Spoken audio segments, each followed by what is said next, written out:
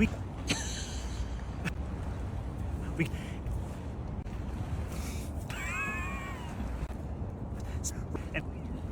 Universal child care. okay.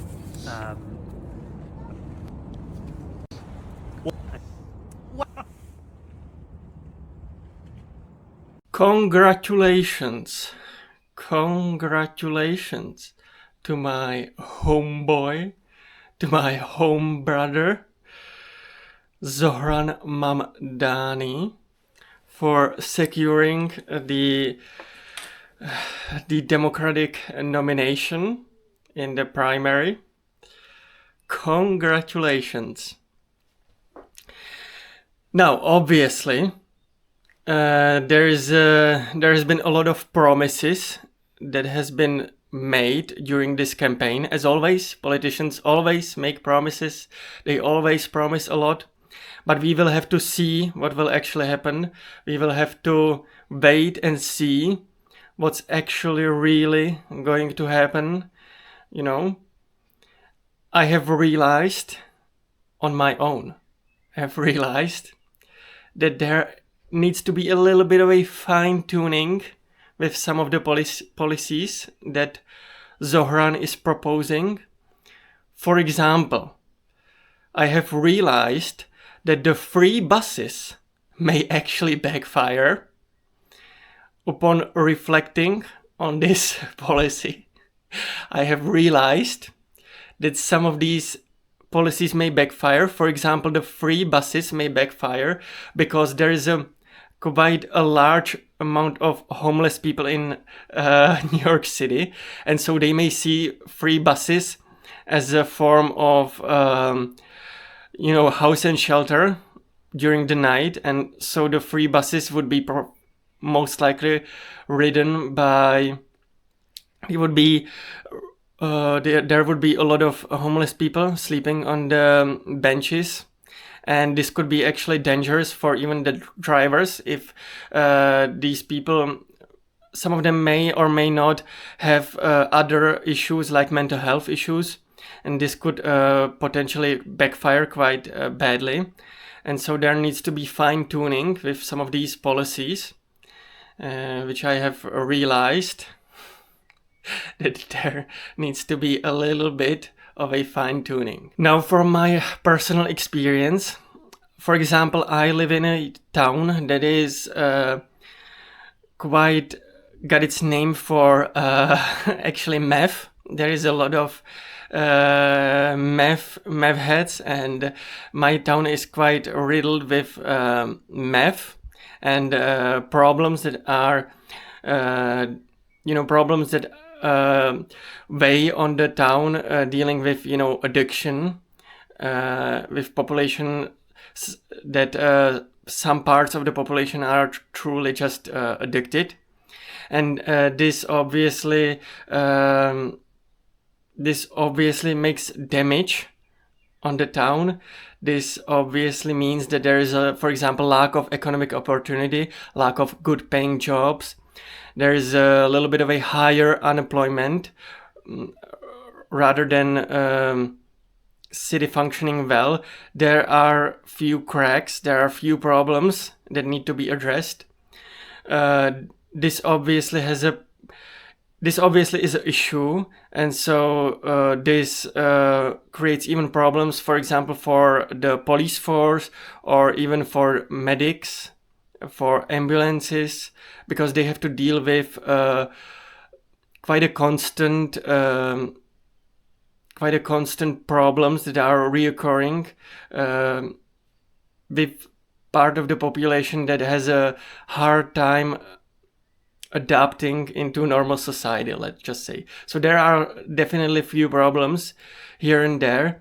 And from my personal experience, for example, the mother of one of my classmates, she was actually a social worker. And so the way it would work, we had implemented certain social policies in order to be more humanitarian, to be more to have a little bit of more of a understanding approach rather than just brutal force. For example, these people would be usually visited by a social worker that was accompanied by 2 police officers. So my friend's mom would be accompanied by 2 police officers when she was visiting the most problematic clients. And we have, luckily in our country, we have quite good social program and quite a good social safety net, and so these people wouldn't have to pay for this help that they truly needed. And also I just want to mention my friend's mom also then started a non-profit organization helping these people, and also helping single mother families, and helping them with their struggles, also financial struggles. And so there's always a path on where even the most what I would call social friendly policies may be implemented, where it may benefit people who truly need it, people who are truly on the outskirts of the society, homeless people, even homeless people who struggle with mental health, who are mentally unwell. There could be help. For example, like I said, my friend's mother, the advantage when you, for example, have a social worker and 2 police officers that are accompanying, you can play sort of this very well-known tactic from the movies that is called good cop, bad cop, in which the social worker plays obviously the good cop, where they are truly diffusing the situation, calming down the clients and the people who need the help. They act as women are amazing at calming down these situations and diffusing the situation, and so no one has to be lit on fire. No one has to really suffer. And so there's always a way to help these people to put social programs in places where they need to be, and make the entire society safer for everybody involved, for everybody who is commuting to work, for everybody who just is going by their daily basis, by their daily daily work requirements and their daily commute to work, and so they would also benefit from these social programs. But obviously there is a problem that any of these programs are costly.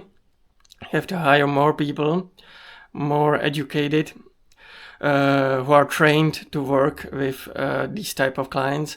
You have to hire social workers that would help, and so this is costly, and so this obviously requires more taxes.